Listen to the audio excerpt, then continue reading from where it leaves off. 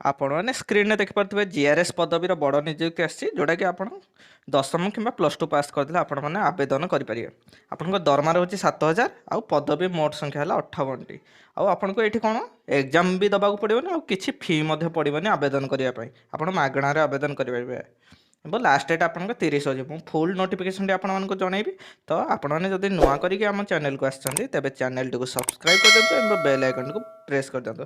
आउ आपण मैंने अधिक जॉब नोटिफिकेशन पाइबा आम प्ले लिस्ट को जाकि चेक करेंगे। सेठी आपको स्टेट गवर्नमेंट सेंट्रल गवर्नमेंट एवं बैंक जॉब सब जॉब आपको सेठी मिलिबो। जमी कही कि जीआरएस पोस्ट आसी तो आपंकर कौन बाहर GRS post district rural development agency Bargarh तरफ आसी। तो आपंकर आप्लिकेशन रही कौन आपको जमी कही 58टी पोस्ट रहा। सैलरी रेम्युनरेशन आपने देखिपारे सैलरी आपंकर 7,000 रोचे। आउ कौन रोचे आपंकर लास्ट डेट रोचे 30/12 जहाँ सहित आपको ऑफलाइन अप्लाई करा पड़ो। ऑफलाइन केमी आप अप्लाई करेंगे मुझे डिटेल आपको जनइबी। तो आपने देखिपे कि ये रहा आप्लिकेशन टी जो आप वैकेंसी पोजीशन कौन रही शेड्यूल कास्ट आप 13टी मेल एवं फीमेल 6टी टोटाल है 19टी। आउ शेड्यूल ट्राइब रोचे 26टी आउ फीमेल 13टी आउ टोटाल पोस्ट है 39टी 58टी पोस्ट आपंकर रोचे। तो आपने देखिपे कि आपर 18 कैंडिडेट हैज अप्लाइड एर्लियर आज for this office advertisement dated 18/11/2016। आपड़ ये अप्लाई करेंगे। आपंकर क्वालिफिकेशन एजुकेशनल क्वालिफिकेशन आप देखिए से कौन लिखा जाए कि आपण मैंने 10+2 आपण मैंने जमी देखते आपंकर एजुकेशनल क्वालिफिकेशन आपंकर +2 दरकार एवं आपंकर कौन हो दरकार आपंकर कंप्यूटर सर्टिफिकेट थी दरकार एवं आप ओडिया लैंग्वेज टाइपिंग करेंगे।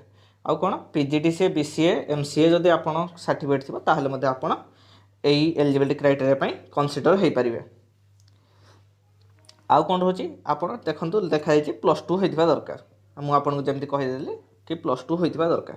आउ गोटे नियम है कि आपण जो डिस्ट्रिक्ट बाहर से डिस्ट्रिक्ट पिलाने पकई पारे माने ये आप बरगड़ डिस्ट्रिक्ट पिलाने पकई पारे जहाँकि आप बरगड़ पिला जो मैंने थे ये जॉब एलिजिबल हेबे। तो आपंकर कौन है secured and 4th optional shall not be included.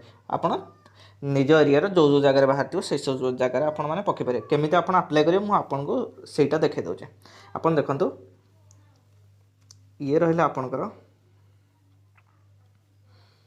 को सर्टिफिकेट आपंकर दबाक पड़ो देखो photo self signature caste certificate permanent residence certificate date of birth certificate 10th certificate marksheet 12th certificate marksheet computer education certificate of disability certificate of sports यही सब certificate जहाँ भी आपको पाखे सब आपको दबाक पड़ो अप्लाई करेंगे। केमी आप ऑनलाइन अप्लाई करेंगे तो आपण कौन करा पड़ो www.recruitment.bargarh.nic.in आप देखिए ये जो वेबसाइट टी अच्छी से सर्च करके आपणकर name mobile number email ID सब देके आप पासवर्ड देके लॉगिन करेंगे। जिते रजिस्ट्रेशन कर सारे पर लॉगिन करके आप जहाँ भी ये डॉक्यूमेंट अच्छे सब जेपीजी फॉर्मेट रे आप अपलोड करा पड़ो के केबी फाइल से सब डिटेल ये आपंकर रही। तो आपने जदि ये जॉब टी एलिजिबल अच्छा तेज अप्लाई करूँ एमती जीआर सब डिस्ट्रिक्ट बाहर ताहले आपण मैंने जदि निज डिस्ट्रिक्ट केबे जॉब बाहर जानापी आपण मैंने आम चैनल को सब्सक्राइब करके रखी था जितेबले आम वीडियो अपलोड करेंगे जीआरएस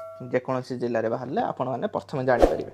तो आपंकर जब किसी भी डाउट अच्छी जब आप बरगड़ डिस्ट्रिक्ट रही निश्चित पकातु जेहेतु ये एग्जाम भी ना आउ आपंकर किसी फी भी पड़ूनी आवेदन +2 पास आप मार्क हिसाब से सिलेक्शन हम आपको कहीदे ये मार्क हिसाब से सिलेक्शन हम।